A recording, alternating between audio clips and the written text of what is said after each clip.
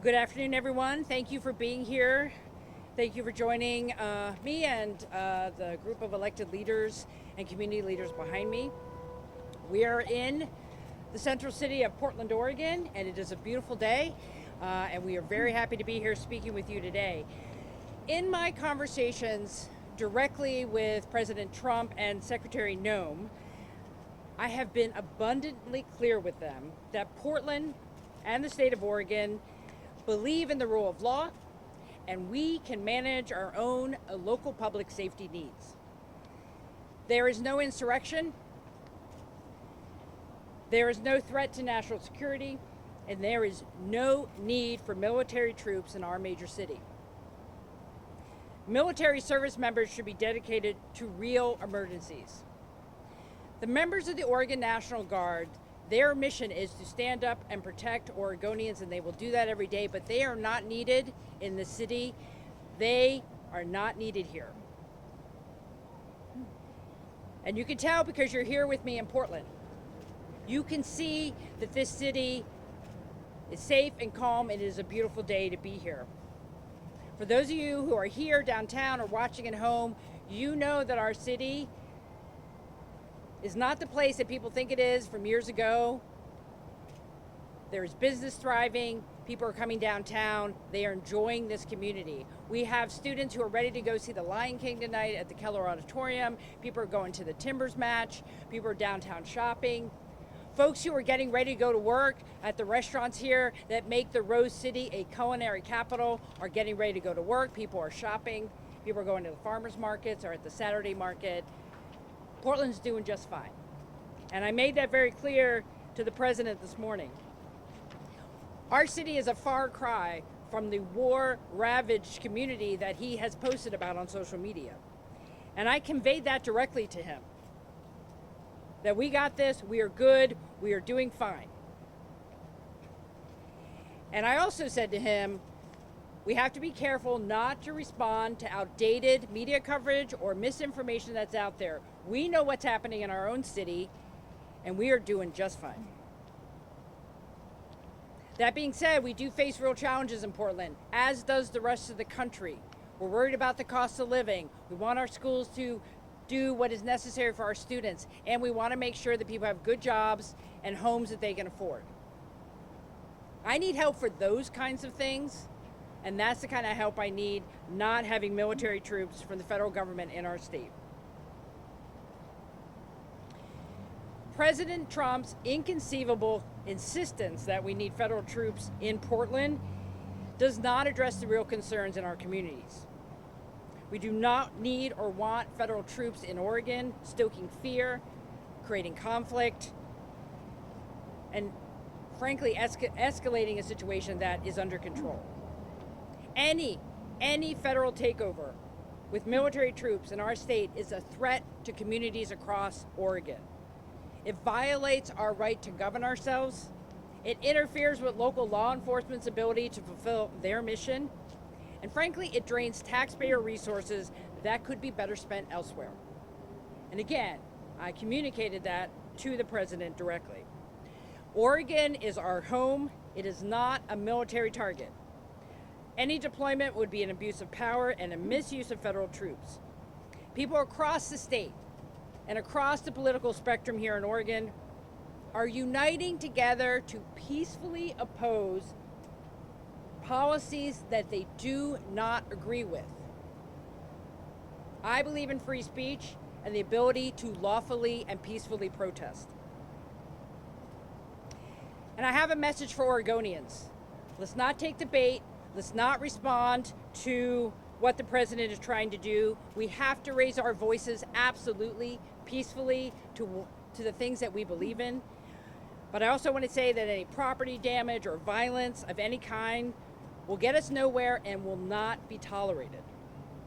If you want to stand in opposition to the Trump administration, I would ask that you lean into supporting your community, helping people, making things better here, because that's who we are as Oregonians. And I just want to wrap up by saying I believe the president does not have the authority to deploy federal troops on state soil. I'm coordinating with Attorney General Dan Rayfield to see if any response is necessary, and we will be prepared to respond if we have to. Oregon has not requested any federal assistance, and nor do we need it. Thanks very much, and now I'd like to pass over the mic to Mayor Keith Wilson.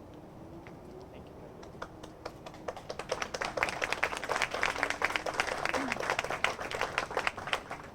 Well, good afternoon, and thank you for joining us. And also thank you to the friends and colleagues that are standing with me today. Appreciate you on such short notice coming out to show your support for Portland. I'll jump right in. President Trump has directed all necessary troops to Portland, Oregon. The number of necessary troops is 0 in Portland and any other American city. And let me repeat that. This is an American city. We do not need any intervention. This is not a military target. The president will not find lawlessness or violence here. I've been so deeply disappointed to see the footage from a half decade ago recycled and then recycled again. If President Trump came to Portland today, what he would find is people riding their bikes, playing sports, enjoying the sunshine, buying groceries or produce from a farmer's market, as the governor had noted. We've had hard conversations and we've done important work in the years since that footage was taken. We reformed our public safety system. We've refocused our community and on our economy. And we've redoubled our efforts to help our most vulnerable. In fact, we could use federal help for all those things I just listed. Imagine if the federal government sent hundreds of engineers or teachers or outreach workers to Portland instead of a short, expensive, and fruitless show of force.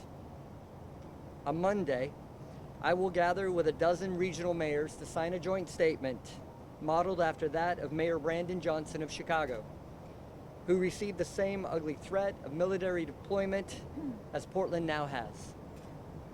Like Mayor Johnson's executive order, our statement will be one of values, of caring for our community and caring for each other.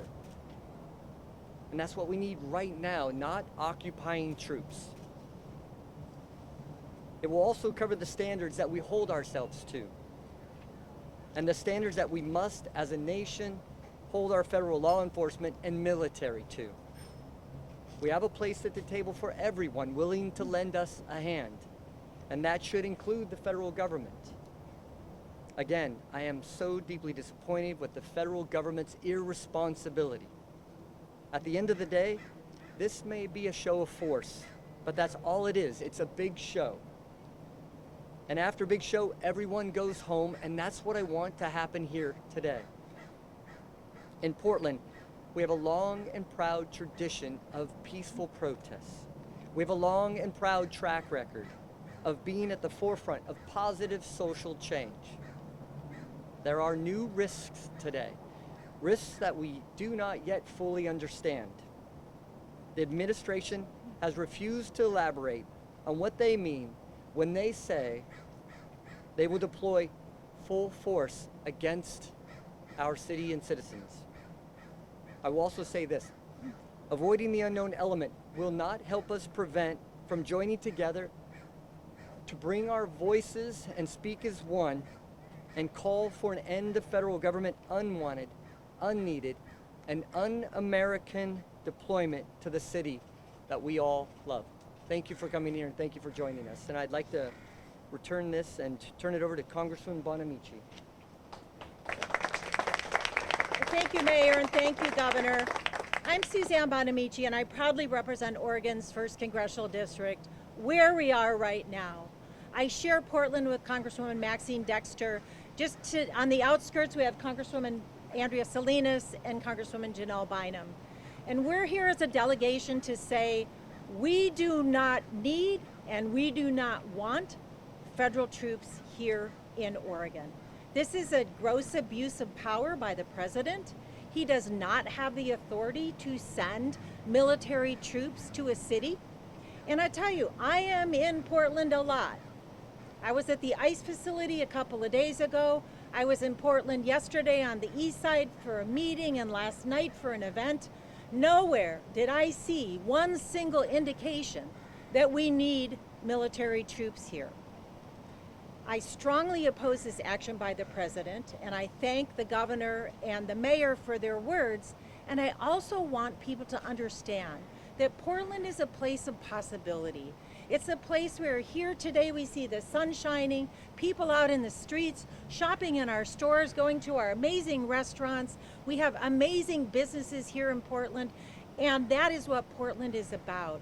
It's a thriving, wonderful community, and sending military troops here will only make it dangerous, not just for people in Portland, but for the entire region. We need to stand together as a community, and we know how to do that in Portland. We respect the right for peaceful protest, and for people who want to do that, please be peaceful. We all want that to happen. We want people to exercise their free speech rights peacefully, but we also want to send a message to this administration. There are so many things you could be doing to help Portland. You could let us hire back the federal employees you fired.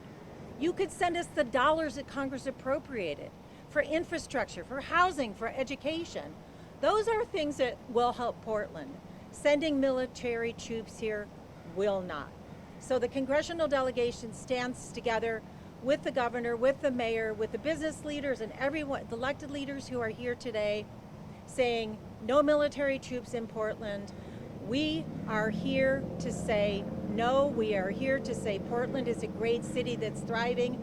No military is welcome or needed here. I agree with the mayor. The number of necessary troops is 0. And now it's my honor to turn it over to Bob Day, our Portland Chief of Police.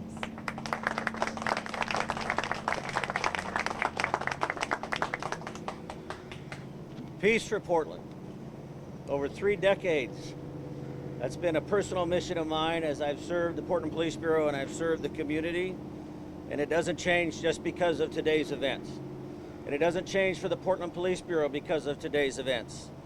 The men and women of the Police Bureau will continue to show up and to provide the highest level of service and safety to ensure peace for Portland, for all Portlanders.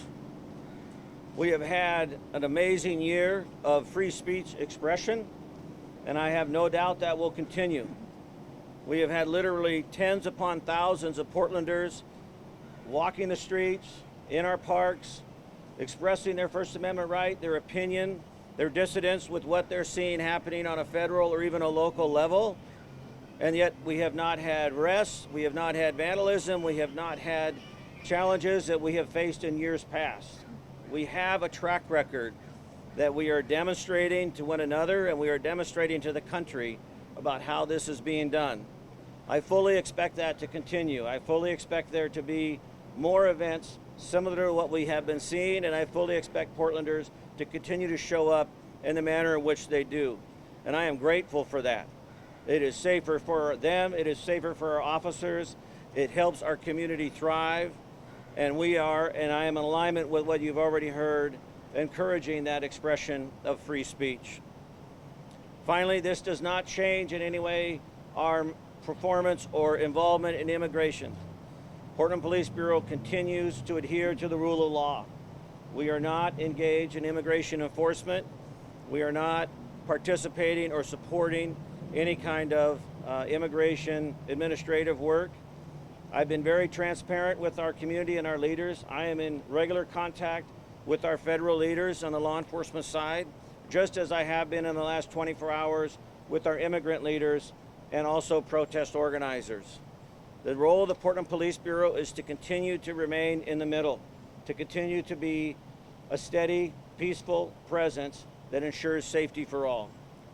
Peace for Portland. I'm confident we've demonstrated that, and I'm confident we will be able to continue to demonstrate that. Thank you. I'll turn this over to Vanessa Sturgeon.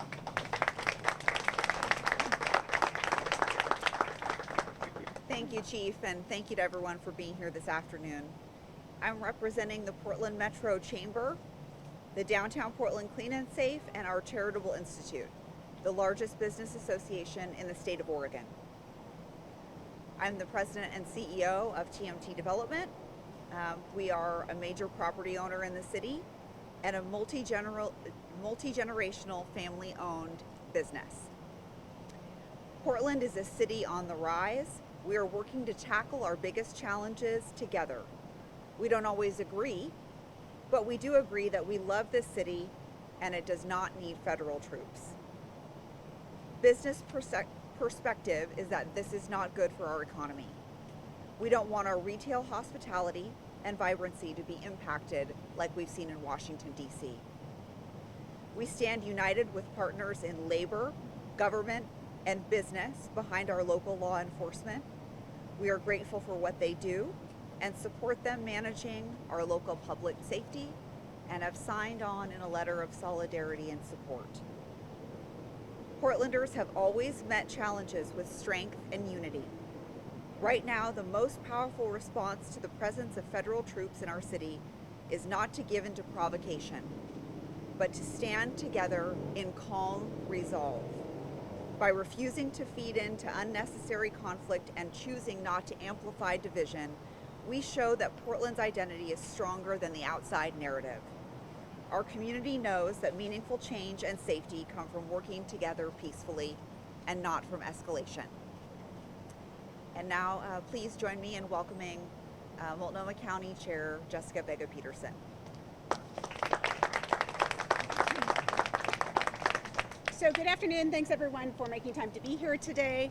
I appreciate Governor Kotek, Mayor Wilson, everyone for being here today. I want to point out that we have folks here from so many levels of government.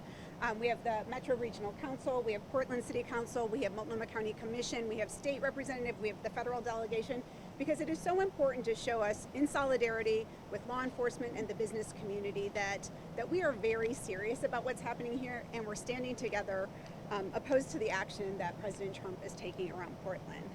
So I will keep my remarks brief today. Today is an absolutely glorious fall day in Portland. It's the type of day that we used to not tell other people about because we didn't want so many people to come here. It also could not be further from the administration's depiction of our beloved city. Take a look around us. Military intervention is not wanted, it is not needed, it is not lawful. Frankly, it belittles and demeans the real pain, death, and destruction that is happening in war zones around the country that the president should be paying attention to. It is a colossal waste of federal personnel and resources to be sending them here to Portland. What our region actually needs from the federal government is for Medicaid and for our social safety net services. Those are services that Multnomah County will continue to provide in a manner that treats every person with dignity today and every day. The last thing that we need is fear and conflict from our federal government, which is all that this administration is doing right now. I am confident that in this moment, our community will not let this administration divide us. We will show the world who we are in the best possible way, standing strong for our values and caring for our neighbors like always. Thank you.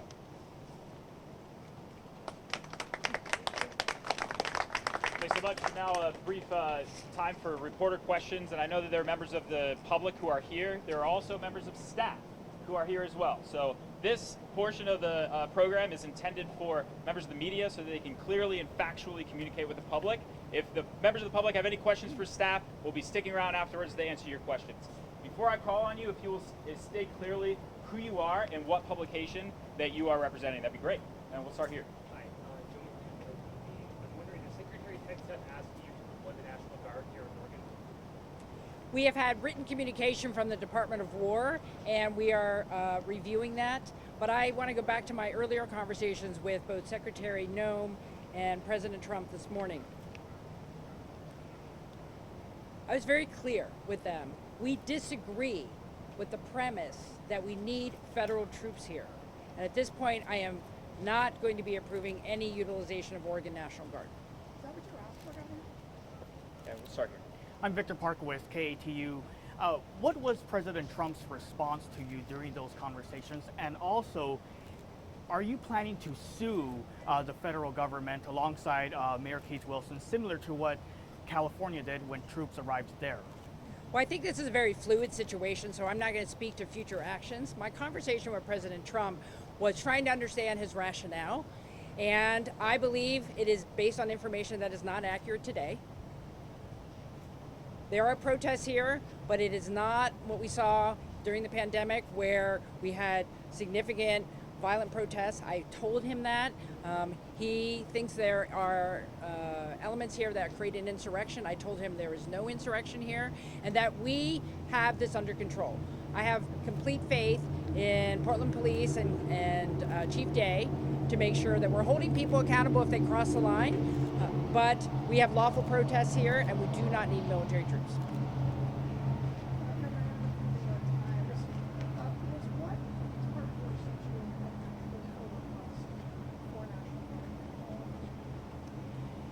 It was a request to options that we could utilize Oregon National Guard troops paid by the federal government. I don't believe they're needed. And so I think when you get a request like that, you always have to ask why. Do we need the help? And I can tell you that we do not need federal troops here. We do not need to deploy the Oregon National Guard. Our local law enforcement is on top of this. They are prepared. If they are requesting mutual aid either from the Oregon State Police or other folks, we will go there next. But at this point, Portland Police hasn't handled.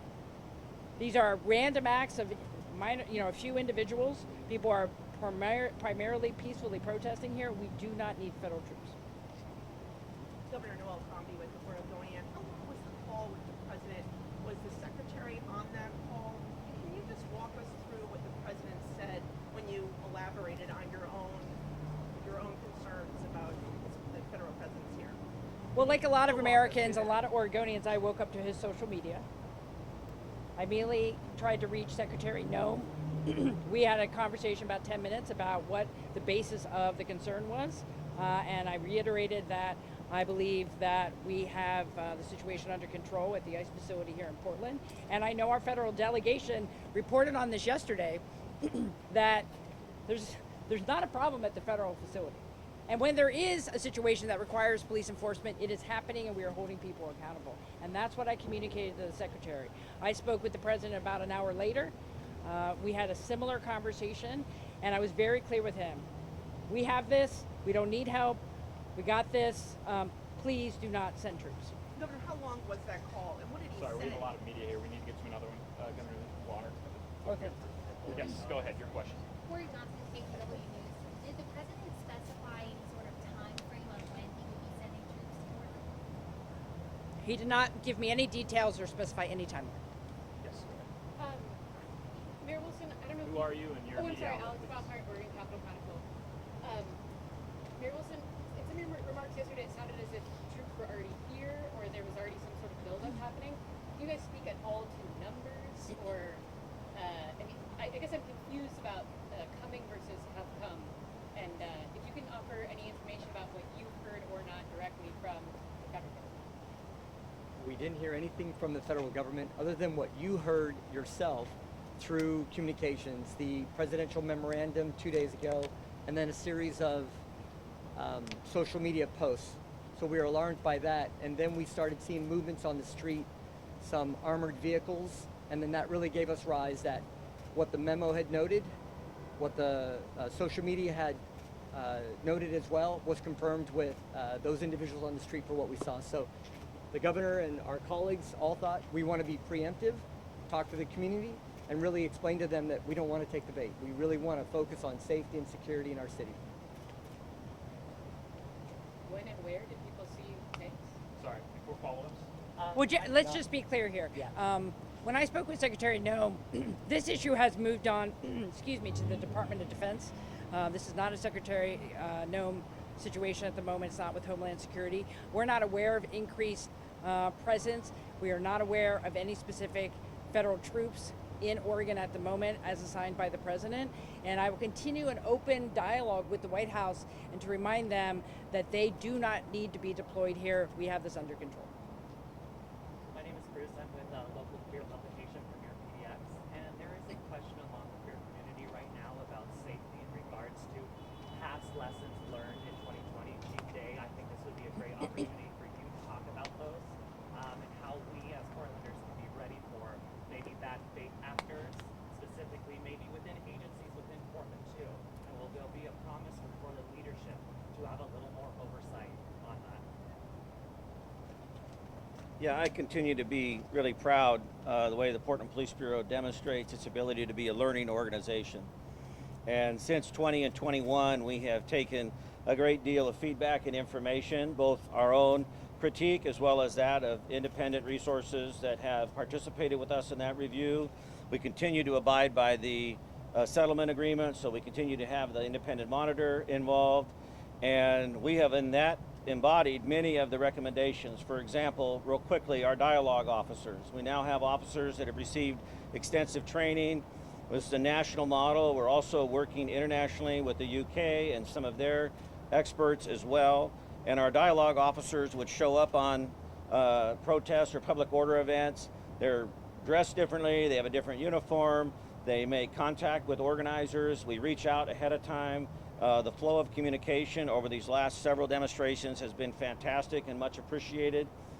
We are allowing or supporting, I should say, these groups to really self-regulate. I mean, on Labor Day, as an example, we thought we may see, 500 to 1,000. We had almost 10,000, and it was fantastic. And we facilitated a few street blockages, but I think the message has resounded, and you've heard it clearly from the governor and the mayor and others today, that we are in support of peace for Portland. We are in support of that kind of behavior.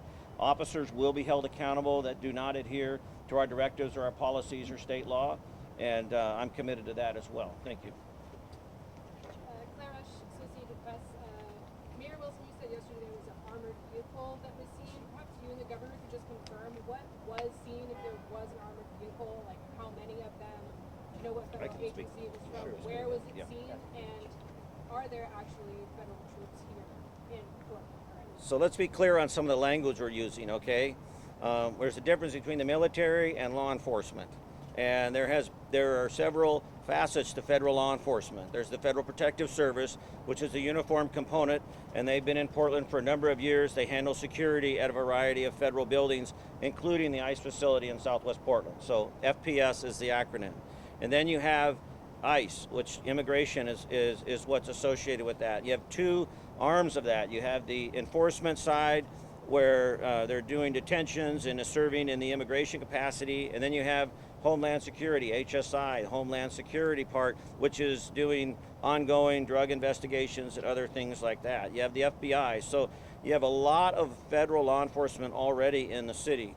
What we saw yesterday and what we know yesterday is that there was an increase in federal law enforcement to be able to provide support and security to this facility.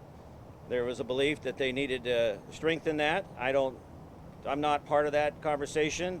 They're not required to share their operational plans with us, but we do know that there has been an increased number of federal police officers deployed here in Portland, and I believe the reference to the armored vehicles is some of their equipment, which is not uncommon for them to have, an armored car or something like that. We haven't seen it deployed, but it would not surprise me. I saw something on the news that I'm speaking to now offhand. That is not something that I've been told, but that's the distinction. So it's Federal Protective Services that's seen anything? Well, it could be Federal Protective Services, it could be Border Patrol, it could be HSI. I mean, it is an alphabet of organizations on the federal law enforcement side. I don't want to speak specifically because I don't know the titles of who's here, but I do know that there are more federal law enforcement officers here designated to provide security for the buildings, and try and, in their mind, try and provide a higher level of security for their staff and employees, et cetera. Yes, you. Okay. Heather Roberts with the Oregon Radio News Network. Just to clarify the timeline this morning, then, Governor, you had to reach out to the president after he posted on Truth Social, or did anyone from the White House initiate that conversation before he posted it on social media? We had no proactive communication from the White House until I reached out. This is Andrew Schwartz with Willamette Week. Governor, can you clarify the statement regarding, it sounded like you were saying a memo was sent seeking authorization to use the Oregon National Guard. Did I misunderstand that? There was some kind of document, it sounded like the Trump administration sent to you regarding the deployment of the National Correct. Guard. Because of the president's statement and the direction to the Secretary of Defense, they sent us a pro forma invite under different authorizations. We are not responding to any of those at the moment. My goal right now is to have no federal troops in Oregon at the request of the president. Everyone is united here to say we don't need it, and that is a no. I'm going to continue communicating that to the president, and I hope he will be open to reconsidering the deployment. Well, there's time for 3 more questions. We're going to go here. Governor Ward Johnson from Fox 12 Oregon. I know in a press conference last night with other local leaders, there was some concerns from protesters in attendance voicing concerns about local leadership not doing enough. We keep hearing, that you're going to communicate that these troops aren't needed. What do you have to say to some of these people who are saying that you all are not doing enough to prevent this from happening? I think we're being very clear about what our values are, who we are, what we want to see happen, and what is actually happening here in Portland, which is a safe city that people can feel comfortable being here. We do not have the type of situation that the president seems to think we have, and so we're communicating that. Our job as elected leaders is to be clear with Oregonians about what the situation is and communicate that to the federal government and President Trump. I also want to say that we all have responsibility to speak our voices, lift our voices, speak our political truths peacefully. And Oregonians have been doing that for months. Hundreds of thousands of people talking and being in the streets, lifting up their voices and saying what they do not like about the Trump administration. And they have been doing that peacefully and lawfully. If people cross the line, we will hold them accountable. And so I don't think anyone should be misconstrued that we are not also standing up for free speech. We believe in free speech and free expression and political discourse in this state and in this country, and we can do it lawfully and peacefully. Governor, you actually spoke. Who are you and what? Name's Sparling, Oregonian. Governor, you actually spoke with President Trump. I mean, what was his response? You haven't told us. Did he comprehend your message? What did he say in reply? What's his plan? As one executive to the other, I spoke with the president. I asked him not to send troops. I tried to understand his reasoning, and I told him we are taking care of it, that I have full faith and confidence in local law enforcement, and the folks here today, we do not need federal troops. And I said, we disagree, and he said, well, let's keep talking. That was his reply. Yes. Last question. Go ahead. We've seen in other states Trump asking governors to send their National Guard troops. It seems clearly Oregons would not be working on behalf of the president. Have you been in contact with any other states' governors about requests they've received to send National Guard troops to Oregon? So a couple things. I have been in contact today with Governor Pritzker and Governor Newsom to learn from their experience. As the Commander-in-Chief of the Oregon National Guard, I will only deploy our members when it is needed to protect Oregonians. There is no mission for them right now. They are, I'm not deploying any of the Oregon National Guard. And let me just remind people, we have other things to worry about in this state. I just did a conflagration order this morning as well for a fire at the Moon Complex in Southwest Oregon on the border of Coos and Curry County. I want to make sure that Oregon National Guard members who are trained to fight fires are available to do that if I need them. That is the type of thing that I am focused on, not some made-up problem in downtown Portland. I'm not talking about the Oregon Guard, I'm talking about other states. Have you heard from any other governors who have been requested by the president to send troops to Oregon? I have not. All right. Thanks so much for your time. And I want to just say thank you to everyone here. We are one group. We are united. We believe in Oregon and we believe in Portland, and we are going to keep telling the president that. Thank you very much.